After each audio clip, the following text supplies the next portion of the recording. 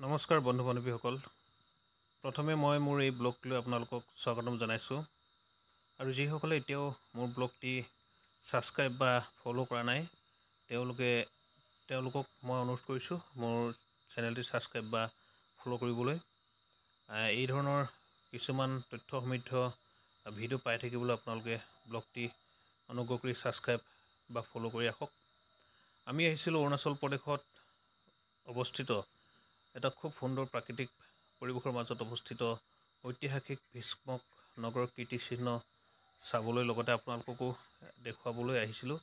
আমি প্ৰৱেশদ্বাৰৰ সন্মুখেদি সোমাই গৈ গোটেই পৰিৱেশটো আপোনালোকৰ বাবে লৈ আহিছোঁ। আপোনালোকে স্কিপ নকৰাকৈ খুব সুন্দৰকৈ শেষলৈকে চাওকচোন। যিসকলে এতিয়াও এই কীৰ্তিচিহ্ন চাবলৈ অহা নাই তেওঁলোকে এই ভিডিঅ'টো চালে গোটেই কথাখিনি বুজি পাব বা গোটেই পৰিৱেশটো দেখিব। পাৰিলে আপোনালোকেও আহিব এই ঠাইলৈ। খুব সুন্দৰ ঠাই, এটা প্ৰাকৃতিক পৰিৱেশৰ মাজত অৱস্থিত ঐতিহাসিক ভীষ্মক ৰজাৰ ৰাজধানী বুলি কোৱা হয় এই ভীষ্মক নগৰ। ইতিহাস আছে আৰু এই গোটেই কীৰ্তিচিহ্ন সংৰক্ষণ ৰাখিছে ভাৰতবৰ্ষৰ পুৰাতত্ত্ব বিভাগে। তেওঁলোকে এইখিনি সংৰক্ষণ কৰি ৰাখিছে আৰু গোটেই পৰিৱেশটো চাবৰ কাৰণে তেওঁলোকে খোলা ৰাখিছে। তেওঁলোকৰ কোনো ইয়াত বেলেগ ধৰণৰ নীতি নিয়ম বা ৰুল ৰখা নাই। আপোনালোকে আহি বিনা বাধাই চাব পাৰিব। এইটো চাওকচোন, কি এটা সুন্দৰ পৰিৱেশ। আৰু এই ইটাবোৰ আজি ধৰণৰ ইটাৰ গাঁথনি নহয়, ইটাবোৰ বেলেগ ধৰণৰ। কি আচৰিত বস্তু, তেতিয়া যুগৰ এই গাঁথনিবিলাক আজি কেইবাশ বছৰ, শ বছৰ, হাজাৰ হাজাৰ বছৰ আগৰ এই গাঁথনিবিলাক কি আচৰিত। আপোনালোকক মই খুব ওচৰৰ পৰা দেখুৱাম।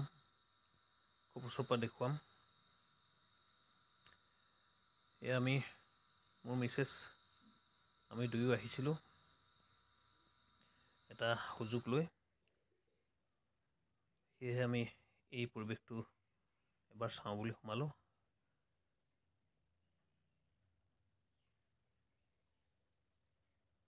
খুব সুন্দৰ পৰিৱেশ। ইটা গাঁথনিটো চাবচোন, আপোনালোকে চাওকচোন ইটাখিনি এতিয়াৰ ধৰণৰ ইটা নহয়, অতীজৰ ঐতিহাসিক দিনৰ ইটা। মই হাতেৰে অকণমান জুখি চাইছিলোঁ, ইফালে ইমানটো বহল আৰু আনফালে এবিটা বহল। দীঘলে সম্পূৰ্ণ এবিটা আছে আৰু বহলে এবিটাতকৈ অকণমান কম আছে। সময়ে সময়ে পৰ্যটক আহে। ইয়াত খুব বেছি কম পৰ্যটক দেখিবলৈ পোৱা যায়। এতিয়া আমি আহোঁতে দুজনমান পৰ্যটক আমি দেখিছিলোঁ। তেওঁলোকে গোটেই পৰিৱেশটো চাইছিলে তন্নকৈ। এয়া ঐতিহাসিক দিনৰ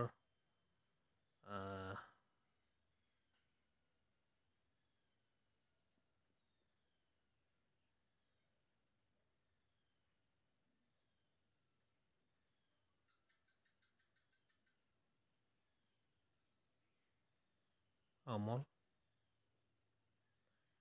কি সুন্দৰকৈ তেওঁলোকে ষ্ট্ৰাকচাৰটো নিৰ্মাণ কৰিছিল।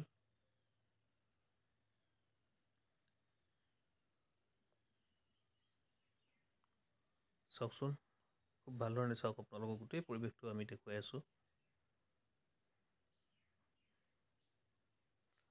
চাৰিওফালৰ পৰিৱেশটো যিমান পাৰোঁ যথাসম্ভৱ দেখাবলৈ চেষ্টা কৰিছোঁ। এইটো হৈছে ভেটি, ভীষ্মক ৰজাৰ এটা ভেটি, ৰাজধানী ভীষ্মক নগৰ বুলি কয়।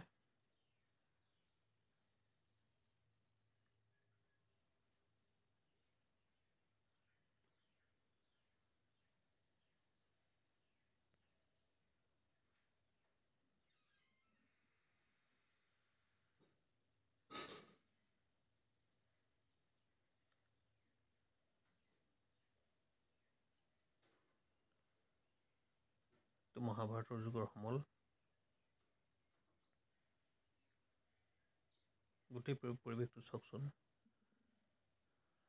আপোনালোকে ভীষ্মক নগৰৰ বিষয়ে আৰু গুগলত চাৰ্চ কৰিলেও পাব। আপোনালোকে গুগলত চাৰ্চ কৰি চাবচোন ভীষ্মক নগৰৰ সবিশেষ। এতিয়া মই গোটেই কথাখিনি স্পষ্টকৈ মই ক'ব নোৱাৰিম। আপোনালোকে গুগলত চাৰ্চ কৰিব ইয়াৰ বিষয়ে। মাত্ৰ মই আপোনালোকক এটা ভিডিঅ' ক্লিপহে দেখুৱাবলৈ যত্ন কৰিছোঁ। কেনেধৰণৰ আছিল ষ্ট্ৰাকচাৰ বা নিৰ্মাণ কাৰ্য কেনেধৰণৰ আছিল সেইখিনিহে মই আপোনালোকক দেখুৱাবলৈ যত্ন কৰিছোঁ।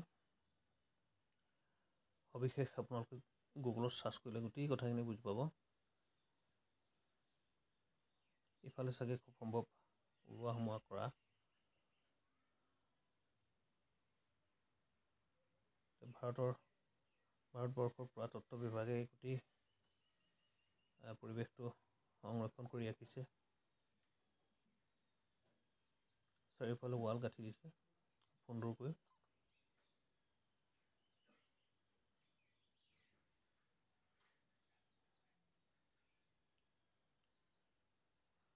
কেইবাবছৰ আগতে খুব সম্ভৱ শুনিছিলোঁ ইয়াত ভিডিঅ' কৰিব দিয়া নাছিলে বা ফটোও মাৰিব দিয়া নাছিলে, কিন্তু এতিয়া সম্পূৰ্ণ খোলা দিছে। আপোনালোকে আহিব পাৰে। আপোনালোকে আহি ধুনীয়াকৈ চাই যাব পাৰে।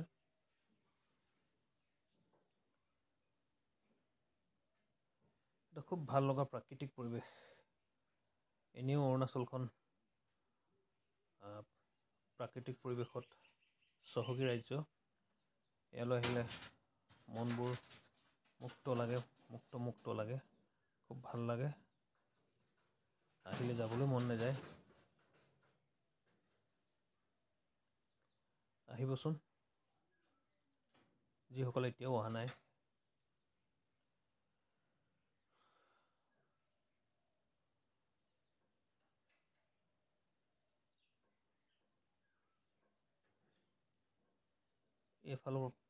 ইয়ালৈ আহিবলৈ হ'লে দুটা ৰাস্তা আছে। আৰু যিসকলে অহা নাই তেওঁলোকক কৈছোঁ, বা যিসকলে দেখা নাই তেওঁলোককে কৈছোঁ, দুটা ৰাস্তা আছে। এটা ৰয়িঙৰ ফালৰ পৰা আহিব লাগিব, আনটো হ'ল সোণপুৰা গেটেৰে সোণপুৰা হৈ আহিব লাগিব।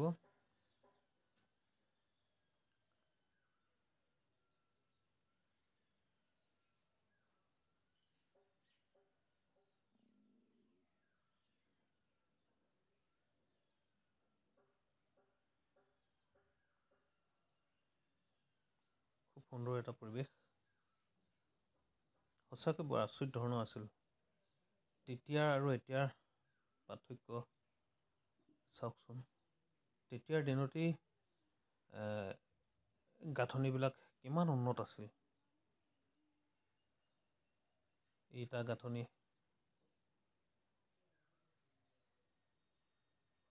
এতিয়ালৈকে সুৰক্ষিত হৈ আছে। একো হোৱা নাই এতিয়ালৈকে, খুব সুন্দৰ হৈ আছে।